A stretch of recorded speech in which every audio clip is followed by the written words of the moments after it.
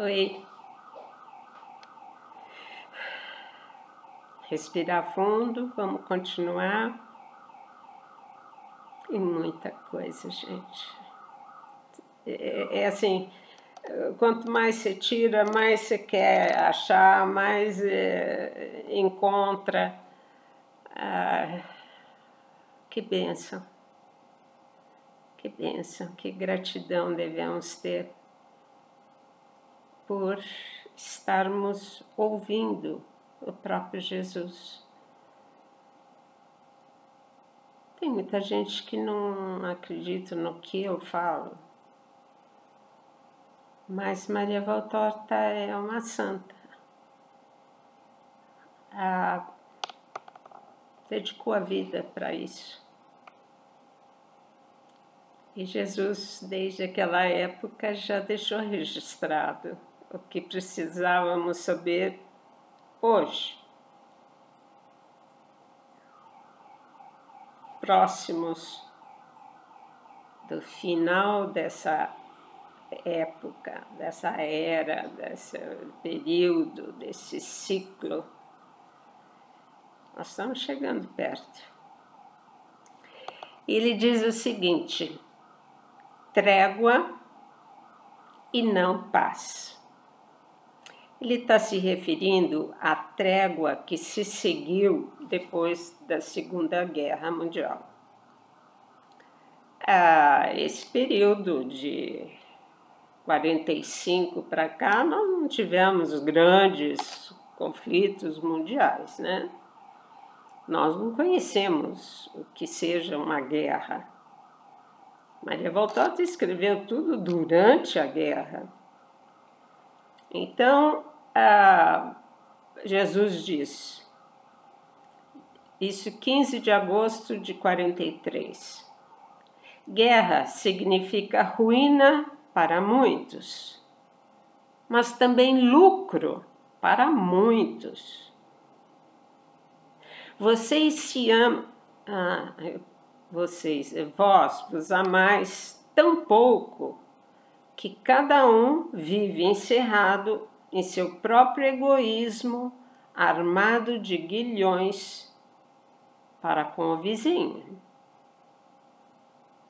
Não é assim que se obtém ou que se perde. A trégua virá, porque deve vir, mas será apenas uma trégua. Trégua é uma coisa, paz é outra. Paz significa harmonia externa e interna, buscada e procurada com visão espiritual e sentimento.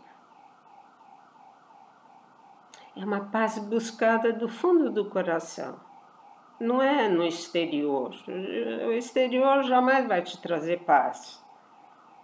Nada que te rodeia pode te trazer paz, verdadeira paz. Ou pode trazer uma paz temporária.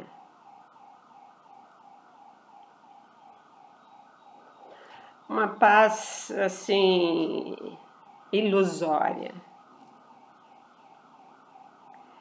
Se ao menos pudesseis vir a mim com lábios e almas limpas, cheias da verdadeira caridade, eu vos daria essa paz. Ele. Mas temos que ir com lábios e almas limpas, purificados. Se existe algum remorso, alguma culpa, algum perdão que não foi dado, resolve isso. Depois vai se ajoelhar e pede para Deus o que precisar, inclusive a paz. É normal, né? Se você não se limpar, está cheia de detrito, como é que você vai alcançar paz? Cheia de memória, cheia de rancor. mágoas, como é que pode alcançar a paz? De jeito nenhum. Eu vos daria contra todos os obstáculos que o mal coloca para impedi-la, porque eu sou o conquistador eterno. Jesus pode. Contra todos os obstáculos. Entre os que rezarão nas igrejas por causa disso, por causa da pandemia, ou por causa do mosquitinho, ou por causa da picada, ou por causa da guerra, entre os que rezarão, nas igrejas por causa disso, poucos, muito poucos terão os requisitos que tornam a oração poderosa. Eu tomei a picada, agora eu rezo para não ter efeito. Teria os requisitos para conseguir isso? É uma verdade dolorosa e horrível. Mas não adianta calá-la, porque seu mal permanece, embora oculto. Não adianta rezar. Se você mantém aquele rancor, aquele desejo de vingança, desejo mal para o próximo, são barreiras que impedem a ação de Deus.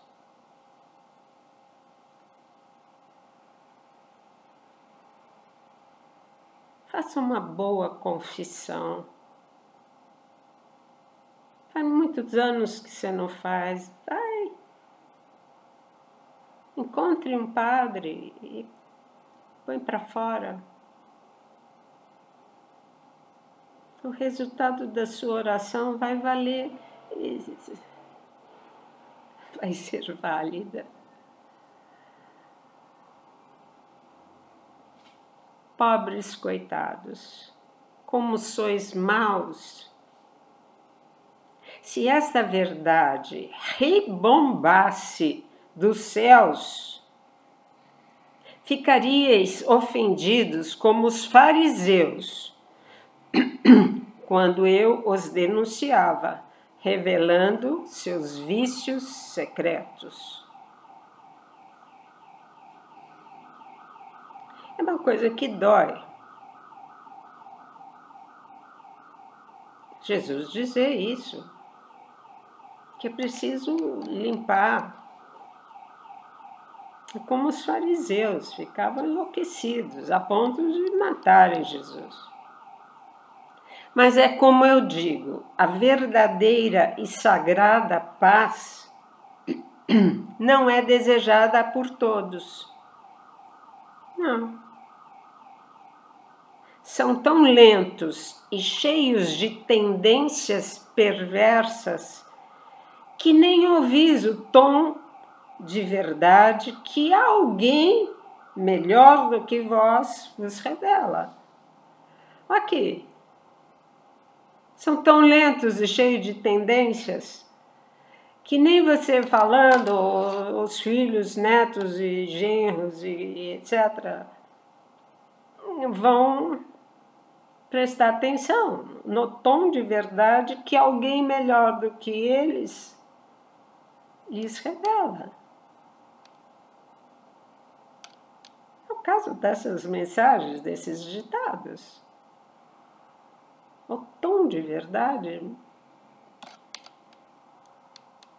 Essa é a verdade. Não pode haver outra verdade, porque só existe uma verdade. Certo?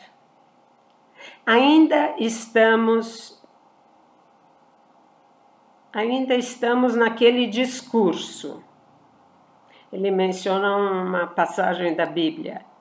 E se 10 pessoas juntas fossem encontradas lá, em Nínive,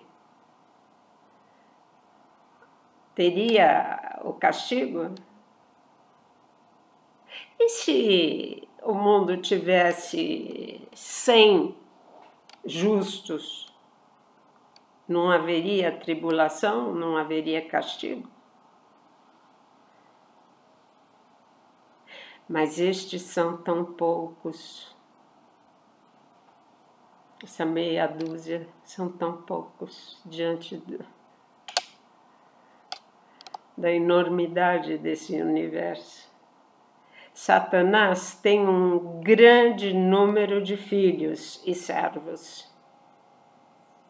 Quando se trata de filhos e servos reais, o Filho de Deus tem um número insignificante, se comparado com os servos e filhos de Satanás, somos insignificantes. A causa da vossa ruína está neste desequilíbrio.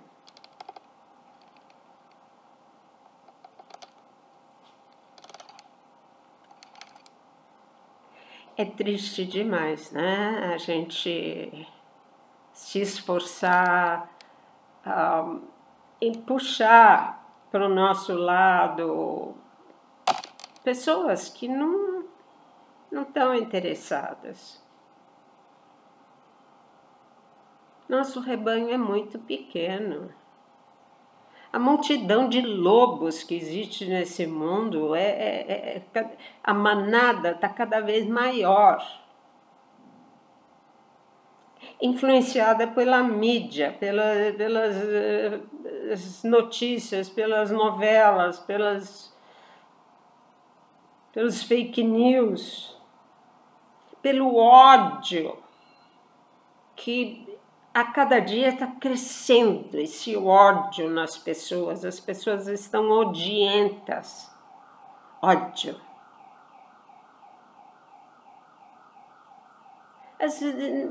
Uma pessoa assim, que odeia o outro, que agride o outro no Facebook, no Twitter, né?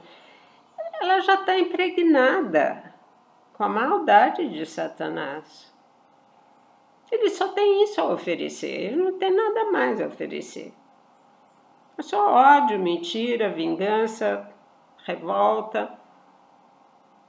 Então, quando você vê uma pessoa nesse estado, tem que rezar. Porque ela está dominada, totalmente cega. Acha que está lutando por um mundo melhor, pelos direitos humanos, pelos direitos das minorias. Então, Black has power, sei lá como é que é o negócio, a frase que existe hoje. E o mundo se tornou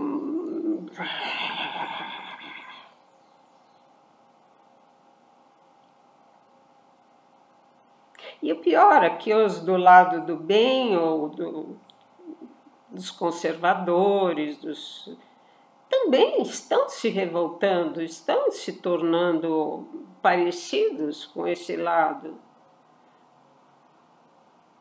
A nossa tática não pode ser igual à do outro. Revolta, berro, xingo, calúnia, olho por olho. Aí que está o grande desequilíbrio.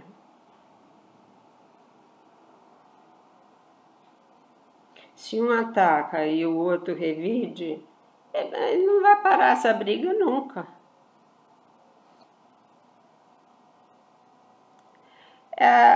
É difícil? É dificílimo. É dificílimo. Nós temos que nos basear na vida de Jesus. O que ele faria? O que ele faria? O que ele fez durante a vida dele com Judas? Por isso é tão importante vocês conhecerem a obra de Valtorta. Ela relata em detalhes, assim, minúcias, a hipocrisia dessa criatura chamada Judas Iscariote. É uma coisa, ele é,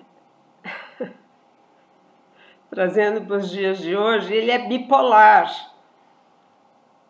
Então, ele não bate bem. Uma hora ele se arrepende, pede perdão, outra hora ele está de uma violência que, assim, demoníaca.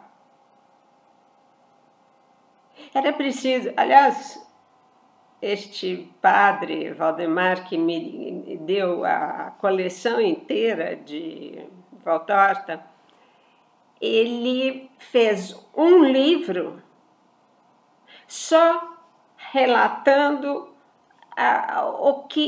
quem era o Judas, o que ele fez, o que ele falou, como ele agiu. Então, no livro tem assinalado as passagens de Judas. Porque daria uma novela, livros e livros, para se analisar essa criatura de uma... Ele era rico, era jovem, bonito. O que mais? Pretensioso. Ele queria fazer parte do reinado de Cristo, aqui no mundo. Ele queria pôr a coroa em Jesus e ter um palácio para ele morar, súdito do rei. Essa era a visão de Judas Iscariote.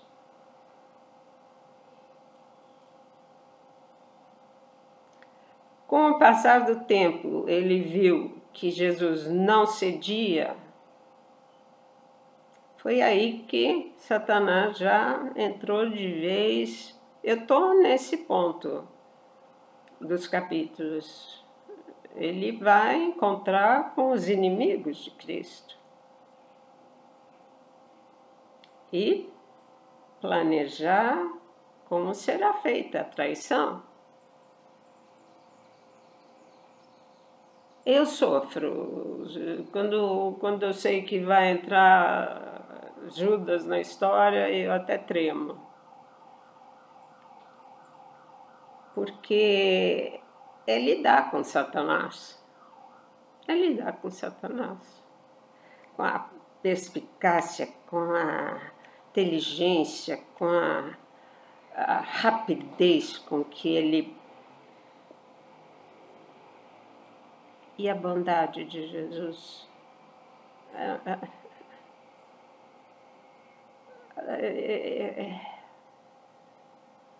Jesus revela a João agora nesse capítulo que um dos grandes sofrimentos dele eram as tentações. Porque ele, como homem, ele tinha sentimentos, ele tinha coração, vamos dizer. Então, as tentações de não revidar, não se deixar corroer por aquele ódio. Ele era humano. Leiam a obra de Maria Valtorta. Vocês vão entender perfeitamente o que é um lado e o que é o outro. o que é essa guerra espiritual que vivemos hoje, do bem contra o mal. Jesus nunca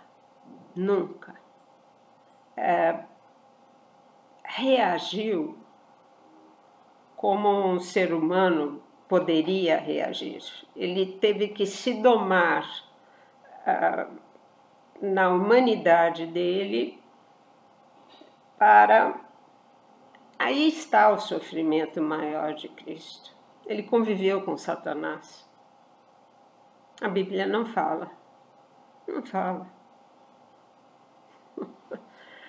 Menciona 2, 3 vezes Judas na Bíblia inteira e foca só que ele foi vendido por 30 moedas. Não, a história inteira. A história inteira. E não foi escolha de Jesus, não. Ele se impôs. Ele se impôs. E como deveria haver um traidor, se não fosse Judas, seria outro. Mas Judas se impôs. Diz que tinha muitos amigos importantes no templo. Judas era do templo. Assim que os homens lá.